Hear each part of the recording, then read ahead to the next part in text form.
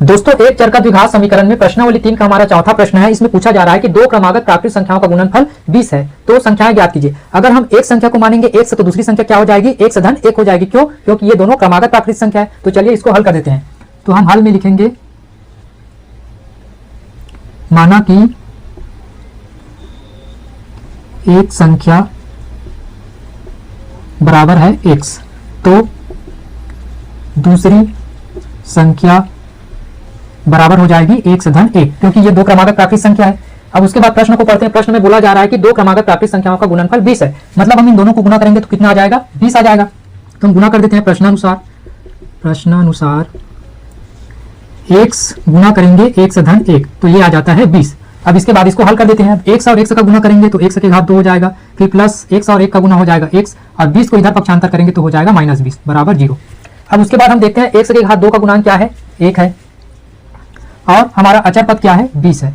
तो दोनों को गुणा करेंगे तो आ जाएगा 20 आ गया।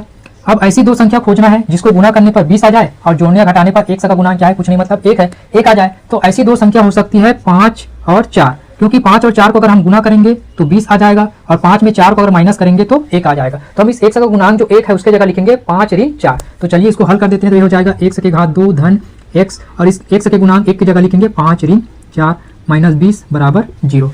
इसके बाद ये आगे हो जाएगा x के घात 2 धन x और 5 का गुना हो जाएगा 5x, प्लस और माइनस का गुना माइनस, x और 4 का गुना करेंगे तो हो जाएगा 4x -20 बराबर 0। अब इन दोनों को देखते हैं, दोनों में क्या क्या उभयनिष्ठ निकल सकता है। यहाँ भी x है, यहाँ भी x है, तो x उभयनिष्ठ निकल गया, तो अंदर यहाँ एक x बच गया और यहाँ पर बच गया +5 माइनस। उसी प्रकार ये 20 है, 20 को क्या लिख सकते हैं, 4 गुना 5 लिख सकते हैं। तो इन दोनों को देखते हैं, यहाँ माइनस है तो यहाँ माइनस पहले उभयनिष्ठ निकल जाएगा, उसके बाद इसमें भी 4 है और इसमें भी 4 है, तो 4 हमारा उभयनिष्ठ निकल गया। तो अंदर क्या बचेगा, यहाँ पे माइनस निकल गया तो प्लस x बचेगा, ये माइनस निकल गया तो प्लस हो जाएगा, और ये 4 निकल गया तो क्या बचा, यहाँ पे 5 बचा, इक्वल टू हो जाएगा 0। अब यहाँ देख रहे हैं 1 से धन 5 है, यहाँ भी 1 से धन 5 है, तो 1 से धन 5 जो है उभयनिष्ठ निकल जाएगा। तो 1 से धन 5 उभयनिष्ठ निकल गया, तो अंदर क्या बचा, 1 से ऋण 4 बचा, 1 से ऋण 4 बराबर 0। अब यहाँ पर 1 से धन 5 और 1 से ऋण 4 दोनों गुणा में है, मतलब हो गया 1 से धन 5 बराबर भी 0 हो जाएगा और 1 से ऋण 4 बराबर भी 0 हो जाएगा। तो चलिए इसको लिख देते हैं, 1 से धन 5 बराबर 0 और 1 से ऋण 4 बराबर 0। अब 5 को उधर पक्षांतर करेंगे तो 1 से बराबर आ जाएगा -5, ऋण 4 को उधर पक्षांतर करेंगे तो 1 से बराबर आ जाएगा 4। 1 से बराबर ऋण 5 आया और 1 से बराबर 4 आया, लेकिन प्राकृतिक संख्या जो है माइनस में नहीं हो सकती। तो हम यहाँ पर लिख देते हैं, चूंकि प्राकृत संख्या ऋणात्मक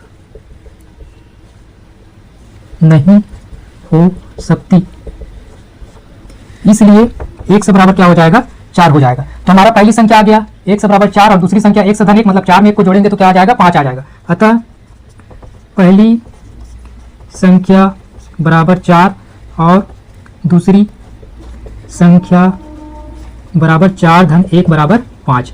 तो हमारी पहली संख्या हो गई 4 और दूसरी संख्या हो गई 5। तो ये हमारा आंसर हो गया। इस प्रकार से आप सॉल्व कर सकते हैं।